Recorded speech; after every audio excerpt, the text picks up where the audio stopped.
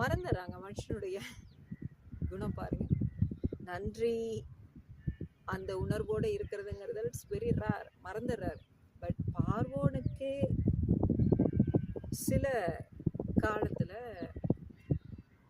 அவருக்கு சொப்பனம் வருகிறது.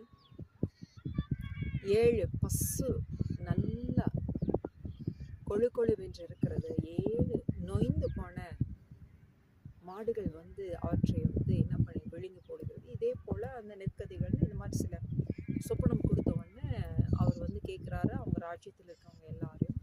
எந்த மந்திரவாதிகள் குருக்கள் யாருக்குமே தெரியல. ஆனால் வந்து யாருக்கு தெரியுது? சொப்பனக்காரன் வந்து அப்போ ஞாபகம் வருது.